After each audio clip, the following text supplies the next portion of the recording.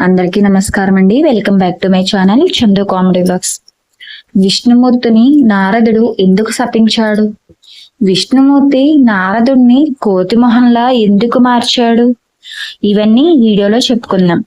Video చాలా interesting గా ఉంటుంది, అలానే కొంచెం ఫన్నీగా ఉంటుంది. ఎక్కడా స్కిప్ చేయకుండా మొదటి నుంచి చివరి వరకు చూడండి, మీకు ఖచ్చితంగా నచ్చుతుంది. లోకంలోకెల్లా గొప్ప భక్తులు ఎవరు అన్న ప్రసక్తి వచ్చినప్పుడు నారదుడిని పేరే గుర్తుకురాక మానదు.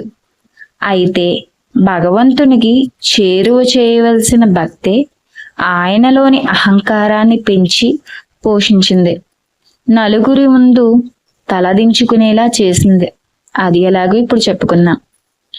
నారదుడు భగవన్నామస్మరణలో మునిగిపోతే ఆయనను కామదేవుడు కూడా కదిలించడాడు. కాముడు శివుడంతటి వాడి ధ్యానాన్ని కూడా చెడగొట్టాడు, కానీ నీ ధ్యానాన్ని మాత్రం భంగపరచలేకపోయాడు అంటూ ఎవరో ఓసారి నారదుణ్ణి తెగ పొగిడేశారు. ఆ మాటలకు నారదుడు ఉబ్బి తబ్బిబ్బైపోయాడు. అవును కదా, తాను శివుడి కన్నా గొప్పవాడిని కదా అనుకున్నాడు. ఆనాటి నుండి నారదుల్లో అహంకారం ఇంతింతగా పెరుగుతూ వచ్చింది. రోజు రోజుకి నారదుల్లో వస్తున్న మార్పుని పసిగట్టాడు నారాయణుడు. తన భక్తుడికి ఎలాగైనా బుద్ధి చెప్పి దారికి తీసుకురావాలని నిశ్చయించుకున్నాడు. అందుకు అనుగుణంగా తన సతీ లక్ష్మీదేవిని భూమి మీద అవతరించమన్నాడు. అయోధ్య రాజ్యాన్ని పాలిస్తున్న అంబరీషుడు అనే రాజుకి కుమార్తెగా లక్ష్మీదేవి అవతరించింది. ఆమెకు శ్రీమతి అన్న పేరు పెట్టి అల్లారు ముద్దుగా పెంచుకున్నారు ఆ రాజు దంపతులు. ఒకసారి నారదుడు లోక సంచారం చేస్తూ ఆ అంబరీషుణ్ణి అంతఃపురానికి కూడా చేరుకున్నాడు. అక్కడ అందాల రాశిగా ఉన్న లక్ష్మీదేవిని చూసిన నారదుడి మనసు చలించిపోయింది. ఎలాగైనా ఆమెను తన భార్యగా చేసుకోవాలన్న మోహం మొదలైంది. తన మనసులో ఉన్న మాటను అంబరీషుడి వద్ద ప్రస్తావించాడు నారదుడు. నారదుడి కోరికను విన్న అంబరీషునికి ఏం చేయాలో పాలుపోలేదు. తన కుమార్తె మనసుని తెలుసుకోకుండా అవును అంటే తప్పు కదా, పోని అంతటి ఋషి మాటను కాదంటే ఏం జరుగుతుందోనన్న భయం. అందుకని మధ్య మార్గంగా ఓ ఉపాయాన్ని ఆలోచించాడు అంబరీషుడు. స్వామి, నేను ఒక స్వయంవరాన్ని ఏర్పాటు చేస్తాను. అందులో కనుక నా కుమార్తె మిమ్మల్నే వరిస్తే ఆమెను మీకిచ్చి వివాహం జరిపించడానికి నాకేమీ అభ్యంతరం లేదు అన్నాడు. అంతవరకు బాగానే ఉంది, కానీ స్వయంవరంలో రాజకుమారి తననే వరిస్తుందన్న నమ్మకం ఏమిటి అన్న అనుమానం కలిగింది నారదుడికి. అందుకోసం ఏదైనా ఉపాయాన్ని సూచించమంటూ సాక్షాత్తు ఆ పరమశివుడి చెంతకే వెళ్ళాడు. నారదుడి అనుమానాన్ని విన్న శివుడు చిరునవ్వుతో, నారాయణ్ణి మించిన అందగాడు ఎవరుంటారు? నువ్వు కనుక విష్ణుమూర్తి అంత అందంగా కనిపిస్తే ఆ అమ్మాయి తప్పకుండా నిన్ను వరించి తీరుతుంది అన్నాడు. శివుడి ఉపాయాన్ని విన్న నారదునికి అది సబూగానే తోచింది. అందుకని నిదానంగా వైకుంఠానికి చేరుకున్నాడు. స్వామి, భూలోకంలో శ్రీమతి అనే రాజకుమారికి స్వయంవరం జరుగుతోంది. ఆ స్వయంవరంలో పాల్గొని ఎలాగైనా ఆమెను దక్కించుకోవాలని అనుకుంటున్నాను. మరి ఆ స్వయంవరంలో నేను నెగ్గాలంటే నీ అంత అందంగా ఉండాలని పరమేశ్వరుడు చెప్పాడు.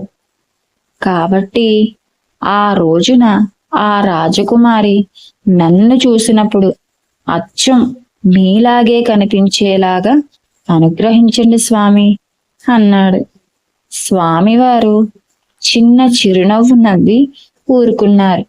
నారదుడు ఆ చిరునవ్వు నవ్వగానే అనుగ్రహించినట్టుగా భావించి అక్కడి నుండి బయలుదేరిపోయాడు. స్వయంవరం రోజు దగ్గరికి రానే వచ్చింది. వరుడిని వరించేందుకు పూలదండ చేపట్టి వచ్చిన రాజకుమారికి అక్కడ నారదుడు కనిపించలేదు సరికదా, అందరి మధ్య కోతి మొహంతో ఉన్న ఒక సన్యాసి కనిపించాడట. అతడిని చూడగానే రాజకుమారి నిలువెల్లా భయంతో వణికిపోయింది. ఆ సన్యాసి పక్కనే ఒక మోహనాంగుడు కనిపించడంతో అసంకల్పితంగా ఆయన మెడలో దండ వేసేసింది శ్రీమతి. ఎప్పుడైతే అలా దండ వేసిందో వారిరువురు మాయమైపోయారు. ఇదంతా చూస్తున్న నారదుడికి ఏం జరుగుతుందో ఒక్కసారిగా అర్థం కాలేదు. తన కళ్ళ ముందే అసలైన విష్ణుమూర్తి రావడం ఏమిటి, రాజకుమారి ఆయనను వరించి అప్పటికప్పుడే మాయమైపోవడం ఏమిటి, అదంతా చూసి ఆయనకు మతిపోయిందిట.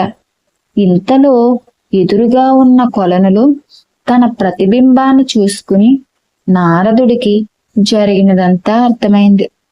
విష్ణుమూర్తి తన మొహాన్ని కోతి మొహంగా మార్చేశాడని, అటుపై రాజకుమారుని కాస్త తానే ఎగరేసుకుపోయాడని అర్థమైంది. వెంటనే పట్టరాని ఆవేశంతో తాను ప్రేమించిన రాజకుమారుని తన నుంచి దూరం చేశాడు. కాబట్టి విష్ణుమూర్తి కూడా నాలాగే సతీ వియోగంతో బాధపడతాడని, చివరికి ఓ కోతి కారణంగానే మళ్ళీ వారిరువురు కలుసుకుంటారని నారద మహర్షి శపించారు. జరిగిన దానికి నారాయణుని పట్ల నారదునిలో ఆవేశం కలిగిన మాట వాస్తవమే. కానీ సమయం గడిచే కొద్దీ ఆ సంఘటన వెనుక ఉన్న ఆంతర్యం బోధపడింది. కామానికి సైతం లొంగననుకుని గర్వించిన తనకి బుద్ధి చెప్పేందుకే నారాయణుడు ఈ నాటకం ఆడానని తెలిసి వచ్చింది. మరొక వైపు రామాయణంలో రాముడు సీత నుంచి దూరం కావడం, వారిరువురిని కలిపేందుకు హనుమంతుడు తోడ్పడడం అందరికీ తెలిసిన విషయమే. అయితే అలా రామాయణంలో కీలక ఘట్టాలకు నారదుడి శాపం ఒక భూమికగా నిలిచింది. ఈ వీడియో ఇక్కడితో ముగిసింది. విష్ణుమూర్తి ఎందుకు శపించాడో, నారదుడికి కోతిమొహం ఎందుకు వచ్చిందో అన్ని వివరంగా వివరించాను. అయితే ఈ వీడియో మీ అందరికీ నచ్చుతుందని అనుకుంటున్నాను. వీడియో నచ్చితే లైక్ చేయండి.